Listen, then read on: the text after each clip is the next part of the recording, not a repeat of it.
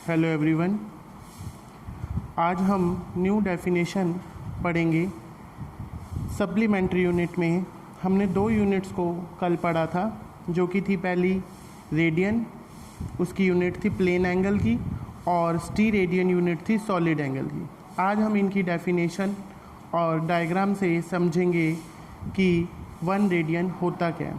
तो ये कह रहा है 1 radian is an angle subtended at center of a circle by an arc of length equal to radius of the circle।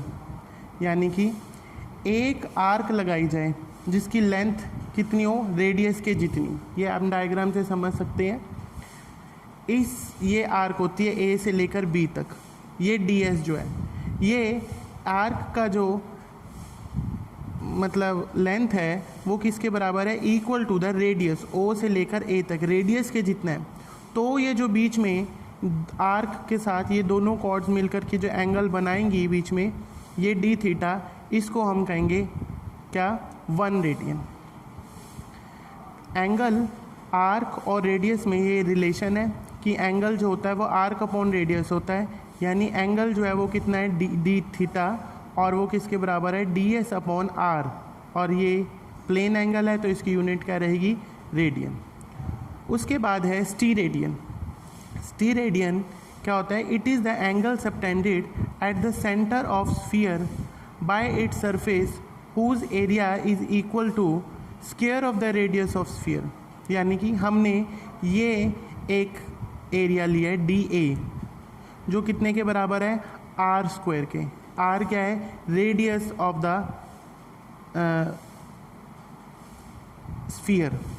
ये जो पूरा स्फीयर बनेगा ऐसे गोल, अगर इसको कंप्लीट करते हैं यहाँ से, ये ऐसे एक पूरा स्फीयर बनता है जिसका ये सेंटर है और ये उसकी रेडियस है।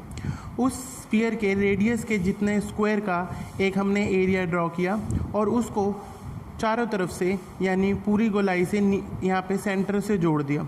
तो उसके बीच में यहाँ पर जो ये एंगल बन रहा है, सॉलिड एंगल इसे हम बोलते हैं, ये बराबर होता है डी ओमेगा।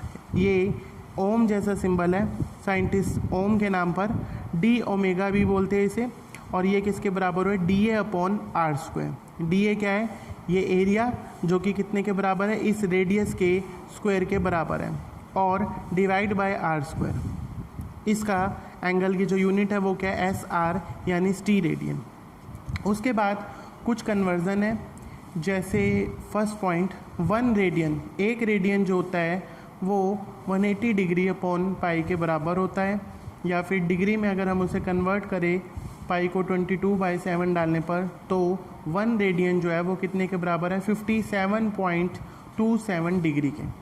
और 2 पाई रेडियन जो है वो 360 डिग्री के बराबर होते हैं। यानी रेडियन से डिग्री में कन्वर्ट करने का, डिग्री वाले जो सिस्टम है उसको हम कॉमनली यूज़ करते हैं, इसलिए ये कन्वर्जन है। अगर न्यूमेरिकल में कहीं आ जाता है, रेडियन में दिया जाता है, तो हम उसको 57.27 से मल्टीप्लाई करेंगे तो डिग्री बन जाएगी, या 2 पाई रेडियन है तो वो 360 डिग्री हो।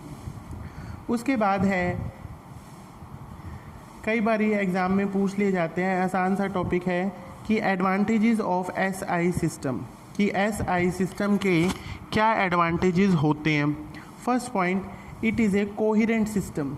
कोहेरेंट मतलब all the derived units can be obtained by simple multiplication and division of the fundamental और बेसिक यूनिट। कोहेरेंट का मतलब ये होता है कि इसमें कुछ यूनिट्स जो हैं वो बेसिक हो, जो कल हमने पढ़ी थी। जैसे हमने SI सिस्टम में ये बेसिक यूनिट्स पढ़ी थी, 7 तो फंडामेंटल और 2 यूनिट्स ऐसी पढ़ी थी जो कि क्या थी, सप्लीमेंट्री थी। तो अब वो कहता है कि ये ऐसा सिस्टम है कि इन्हीं यूनिट्स के सिंपल मल्टीप्लिकेशन या फिर डिवीज़न से हम और दूसरी यूनिट्स को ऑब्टेन कर सकते हैं। तो इस तरह के सिस्टम को हम कोहेरेंट बोलते हैं, और ये इजी टू अंडरस्टैंड है क्योंकि इसमें बेसिक जो फंडामेंटल यूनिट्स हैं उनकी मात्रा कम है। Second point, it is a rational system. ये एक रैशनल सिस्टम है, यानी it uses only 1 unit for a given physical quantity. जैसे एग्जांपल जूल। जूल क्या है, यूनिट है, किसकी यूनिट है, ऑल फॉर्म्स ऑफ एनर्जी, यानी जितनी भी एनर्जी हो, चाहे वो काइनेटिक एनर्जी हो, चाहे वो पोटेंशियल एनर्जी हो, चाहे वो हीट एनर्जी हो, चाहे वो मैकेनिकल एनर्जी हो, कोई भी एनर्जी होगी तो उसकी यूनिट जो है वो केवल एक ही होगी इस सिस्टम के अंदर, जो कि कितने के बराबर है, जूल की, है ना। तो बाकी जो सिस्टम्स होते हैं उनके अंदर एक जैसी क्वांटिटी के लिए भी डिफरेंट यूनिट्स हो सकती हैं, तो उनको याद रखना, उनको अंडरस्टैंड करना, उनको कन्वर्जन करना बहुत डिफ़िकल्ट रहता है। इसलिए एडवांटेज है ये SI सिस्टम का कि इसमें एक यूनिट का इस्तेमाल होता है एक फिजिकल क्वांटिटी के लिए। उसके बाद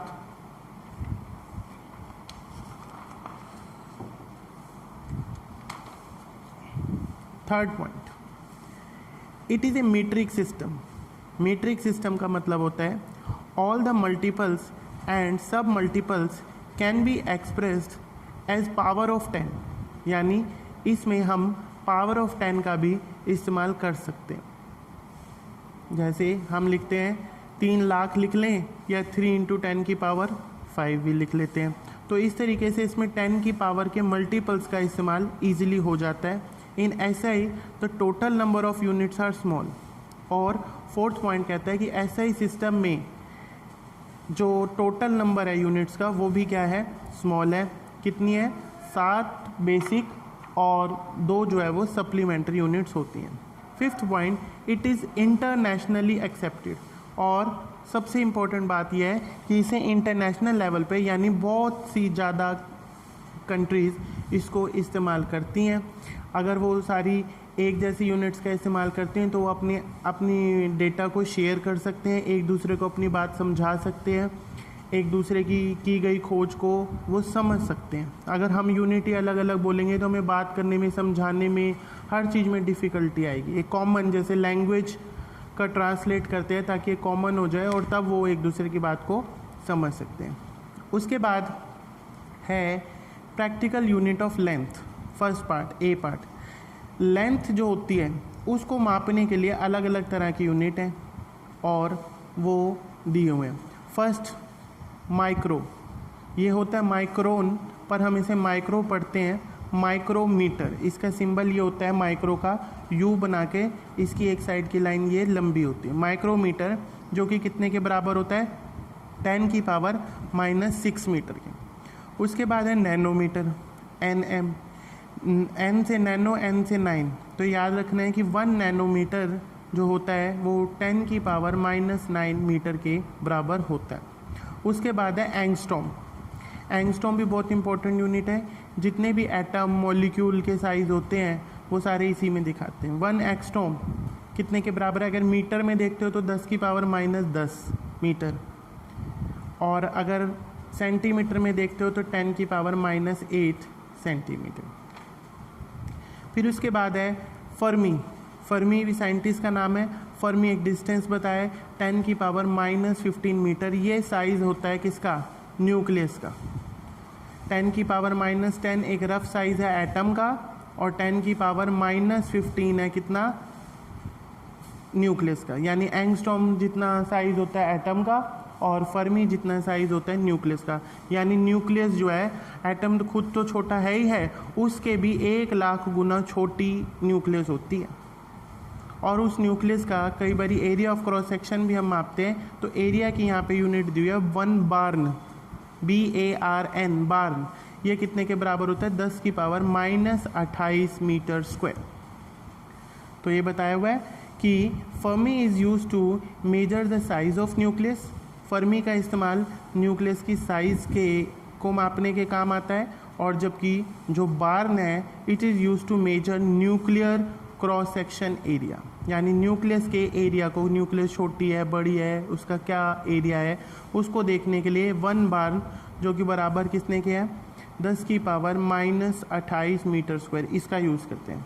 अब ये न्यूक्लियस जो है वैसे भी एटम के मुकाबले इतनी छोटी होती है, जैसे कि आप देखो कि जैसे हमारा क्लासरूम होता है, मैंने कहीं पढ़ा था कि क्लासरूम के अंदर अगर हो सुई, नीडल, और नीडल की भी क्या हो, टिप, तो इतनी छोटी होती है कौन, न्यूक्लियस। यानी एक क्लासरूम जितना अगर एटम है तो उसके अंदर नीडल की भी टिप इतनी छोटी क्या होती है, न्यूक्लियस होती है, और वहीं उसकी डेंसिटी सारी एटम की लोकेटेड होती है। तो यहाँ तक का आज आप ध्यान से पढ़ेंगे। Thank you.